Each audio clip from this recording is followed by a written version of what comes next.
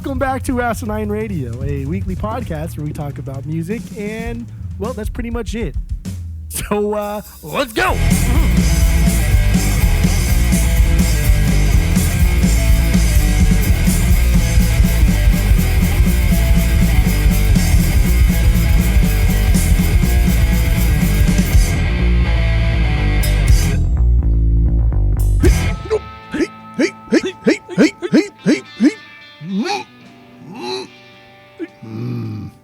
This is Asinine Radio. This is the weekly music podcast where every week we take whatever artist or band we're doing and we listen to all their records and then we rank them from worst to best, and we also give our biggest banger from each of them.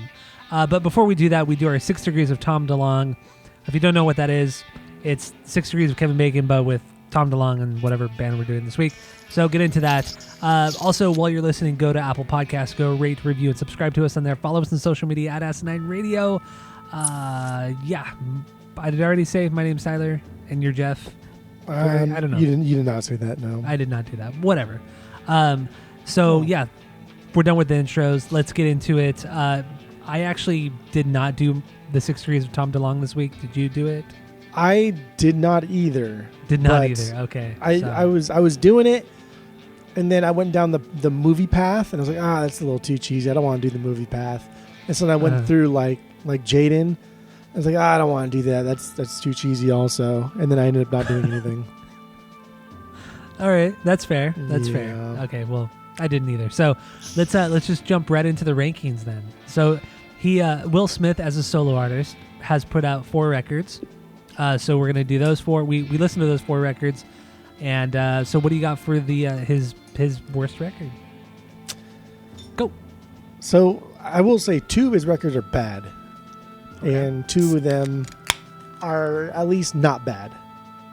Okay. So here we go. This one was rough, and that is Born to Rain, his 3rd album. Yes. Born to Rain. You know, I just don't. At this point, I just don't like it when Will tries to be a real rapper outside of his forte. His forte being the goofy Fresh Prince persona. I don't like it. Mm-hmm. He's tried, and it's just not good. It's just not good. And he's tried numerous times, and he keeps trying. Like, props for the perseverance, but it's just not my thing. And now in Born to Rain, he's like mad. He's almost sounding like Eminem when Eminem gets agitated. And he gets that like that growling voice. That's what he sounds like here. It's weird, and I don't know. His lyrics sometimes sound like someone who's trying, but just can't quite get it right. And this was sad. This was dumb. It was just stupid. I did not enjoy this whatsoever. All right. So, do you have a banger off this one or no? I don't really have a banger. So a notable track. I would never playlist anything from my bottom 2, but How the Beat Goes was kind of cool. I don't remember how that goes. Yeah, it was a weird mashup of this is why it stood out to me, because it was just fucking weird. It was a weird mashup of like his goofy persona mixed with gangster rap. And I thought, like, what are you doing, dude? That just, first of all, it doesn't mix. You've never done this before. And now we're trying, like, you expect us to take you at face value of being a gangster when you've never mentioned any of this before, and all of a sudden now you're a gangster after you've made a bunch of blockbuster movies. Come on, bro. And it was just weird. I don't like it. It was stupid. Dumb record. All right. So my least favorite, I think his worst record, is also Born to Rain. It's just it's very lackluster overall. There's nothing that stands out. There's nothing that kind of like pops. There's nothing memorable about this record. I will agree with you. There are moments where he tries to. He kind of sounds like a more serious Eminem, or his like styling does at least. And if I had to pick a banger off this one, it would be the title track "Born to Rain," because it does kind of sound like it could be an angrier Eminem song of this era of 2002, 2001. It's this album's forgettable, man. This was a tough one to get through, honestly. Yeah. It was pretty tough to get through. it was just so boring. And his records are so long; they're like I know. at least 50 minutes long. And this listen through this week was harder than I thought it was going to be. I will say that. Well, I don't know about Will say that, but you will say that? You Big Willie I will style will say that? Yeah, I Big Willie will style that. Yeah, I can't even talk. Mhm. So then, what do you got for number 3? Number It's fucking 3. late, man. It's fucking late for me. Number 3 was Oy. a monumental disappointment. I didn't have high expectations, but I thought I would enjoy this, at least just for nostalgia. And that's Yeah. Millennium, his second Really? album. Okay. Yeah. All right. Like I didn't think this was going to be a great album, but I thought that this was going to be fun. I thought this was going to be exciting, and it's dumb. It's it's a dumb record, but like a dumb record made after an already dumb record. So this one just seems like he was trying to be almost like for reals. And like easily the better songs from this came from the Jeff stuff, the Jazzy Jeff and his production wise. But Okay. my biggest disappointment through this entire week was how shitty the Wild Wild West song is. Oh, dude, yeah, that song is rough. I- That song is rough. Dude, I still like know the first verse in its entirety, and I still will sing it to this day. But That's embarrassing. wow, it is a bad song. It is not good in any capacity. It's so bad, and I was hurt, dude. I really was. I was cut me deep. Do you remember? I think it was at the Grammys when they did that song, and Stevie Wonder came up like out of the ground, out of the bottom of the stage on his piano, and then after the song was done, they left him there. They forgot about him, and he how was just sitting there sad. by himself. Do you remember that? I think it was the Grammys. It might have been the VMAs, but I think it was the Grammys that year. And yeah, they left him on stage. That's fine. I like It's that. fucked That's up. funny. That's funny. It's funny, but it's fucked up. Yeah, but I do have a favorite song. Okay, what do you got? I'm not Wild Wild. gonna playlist it, but there's a part in here that I like. So it's "Can You Feel Me?" "Can You Feel Me?" This one features Eve, and Eve Oh, kills that was it. a good one. She, Yeah. she slays her part. It's amazing. It's got a That cool, was a good fun one. beat, and he says the line. He says, "Don't get got." And when he said that, I lost. I thought I there's a lot of times throughout this listen through that I laughed out loud. I LOL'd. I giggled hard because Alright. he's very cheesy sometimes, and it's like you can tell he's trying really hard, and then it just comes out so bad. But he says, yeah. "Don't get got." And I thought that was so funny. Because it's shit that we say in our group chat Yeah, every day. yeah, got. Yeah, Don't get got. I can get got. Can't get got me.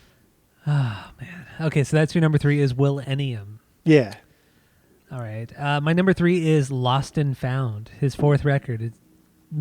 His most recent record came out in 2005, and this one, it's forgettable, man. Honestly, I don't care about his last 2 records. They're really forgettable. Yeah, whatever. My favorite song off this one, if I had to pick one, would be Switch. It's the only really catchy one off of it. It's more upbeat. But outside of that, it's a darker record, but there's nothing that stands out. I just don't care about this one at all. Lost and Found. It's probably for the best that he hasn't made any more records, because it's so, I mean, most of his music is pretty uninspired, but yeah, this one fucking forgettable. I just Okay. don't care about it, honestly, man. Okay. Like I said, this week was rough. Like, yeah, it was only 4 records, but it's You just- hated I all don't 4 of I them. don't. Yeah. I don't remember. I don't remember a lot of stuff. So, at least, especially after the last 2 records. So, that's my number 3, Lost and Found. What do you got for number 2? My number 2 is Lost and Found, and I yesterday when I finalized my notes, okay. So I'll start off by saying, like, finally here he's able to match the excitement of his rapping talents, because he does that. Like, that's what his forte is, just being an excited rapper. Mm-hmm. And finally here he's able to match it in the Will era, not in the Fresh Prince era, but he's able to match it with the beats and the music. This was surprisingly good. There was solid production all around. The beats went well with what his message was. And overall, like, his message was like, yes, I'm successful. Yes, I'm all this, but I'm still a person, whatever the fucking his sob story is at the time. I don't know. I thought I thought this was really good. And then I let it kind of percolate. I let it sit. And then I realized I cannot recall one fucking song from this. I cannot recall one hook from this. I don't even know anything about this album because I had forgotten to write down my favorite song. And so I was like, what is my favorite song? And then I tried to like think. I have no fucking idea. I know nothing about this album. So all the nice things that I said, for whatever that's worth, this album is 100% forgettable. And it's sad because it's not a bad album, but it's just... There's nothing there. There's nothing there. It's Will Smith. And we only expect one thing from Will because he's only really done one thing musically. Mm-hmm. He's only really done one thing. And Big Willie style, what we'll get into, is that same one thing, just masked differently. But I did go back and listen just to the first track of this to see if it could jog my memory. And it was like this mashup of the tune of Spider-Man, like the Spider-Man, Spider-Man. And it was it's not. I swear, dude. He rap sings the tune to Spider-Man, but that's his own words. And it's so stupid. So that's terrible. So you should go back and listen to it because that was funny. But yeah, I mean, I will go back and listen to it. Yeah. Otherwise, completely forgettable album here. But I agree. Yeah, this album fucking blows. So, but I liked it as I was listening to it. But then I realized, like the first time I heard RTJ4, right? Like there were hooks, there were verses, there were so many things I could pick apart, and I was still singing afterwards. Not to say that you have to have a strong melody to make a good album, but there were lyrics that jumped out to me. This one, as I was listening to it, I was like, oh, this is actually pretty damn good. Like, wow, Will, you did something really good. Then it was over, and I realized I have no recollection of the past 63 minutes.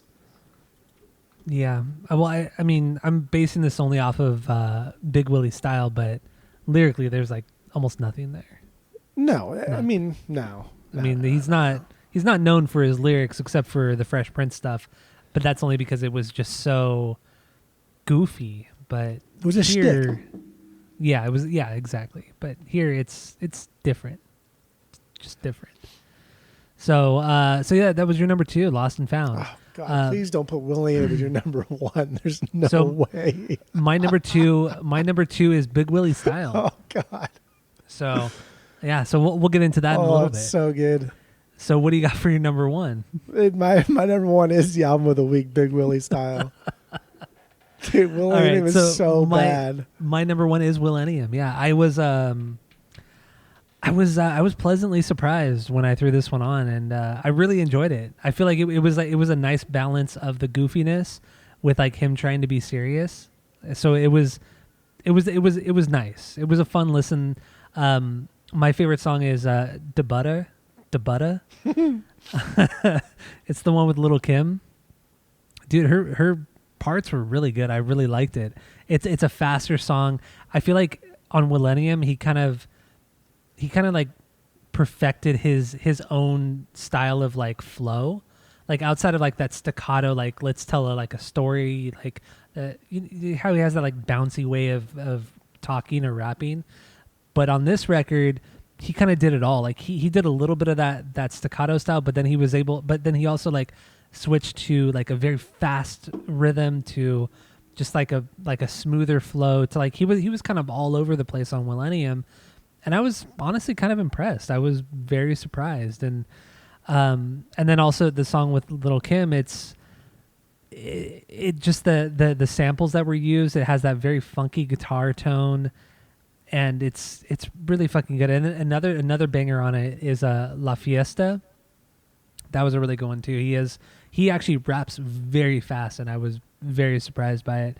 The way he was able to speed up and slow down so kind of like seamlessly. It was a nice balance of both worlds, of the goofiness of Fresh Prince, or I don't even want to say the goofiness of Fresh Prince, but the goofiness of Big Willie style, to where like he wanted to try to be a little bit more mature on this one, even though he wasn't. But it was there. The effort was there, and I appreciated it.